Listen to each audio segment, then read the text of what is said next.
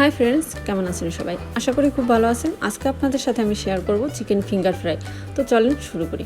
প্রথমেই মুরগির বুকের 2 পিস মাংস আমি নিয়ে নিয়েছি, তারপর এটাকে সরু সরু করে কেটে নিয়েছি। এই যে দেখেন, এভাবেই কাটবেন। তারপর আমি এটাকে ভালো করে ধুয়ে নিয়েছি আর জলটা ঝরাই নিয়েছি একদম। তারপর এর মাঝে আমি অ্যাড করব সামান্য লবণ, সামান্য গরম মশলা, তারপর রসুন গুঁড়ো, আদা গুঁড়ো, দেন ইউজ করব বেকিং পাউডার আর সামান্য একটু কর্নফ্লাওয়ার। তারপর আমি ইউজ করব টমেটো সস। অবশ্যই আপনারা চিলি সসও ইউজ করবেন, আমার বাচ্চা খাবে তাই আমি এটাকে অ্যাভয়েড করছি। তারপর দিয়ে দিয়েছি সয়া সস পরিমাণ মতো আর হালকা একটু মরিচের গুঁড়ো। তারপর আমি এটার মাঝে অ্যাড করছি ময়দাটা দিয়ে ভালো করে মাখাই নেবেন।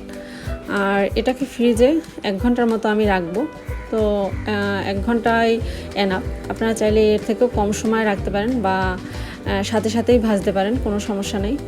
তো এরপর আমি অ্যাড করলাম সামান্য একটু লেবুর রসটা দিয়ে মাখায়া আমি এটাকে ফ্রিজে 1 ঘন্টার জন্য রেখে দেবো।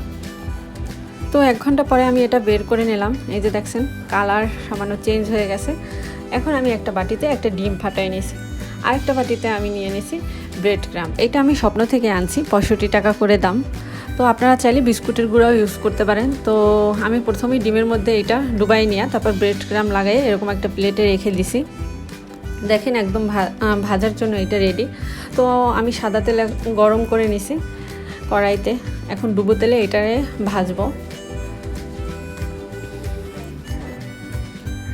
তো অনেক সুন্দর কালার আসছে। আমি 8 থেকে 10 মিনিট মিডিয়াম লো ফ্লেমে এটাকে ভাজছি আর খেতেও অনেক মজা হয়েছে।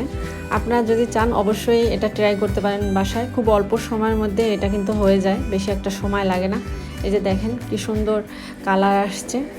তো আজকের ভিডিওটা এই পর্যন্তই। যদি ভালো লেগে থাকে তাহলে অবশ্যই কমেন্টের মাধ্যমে জানাবেন।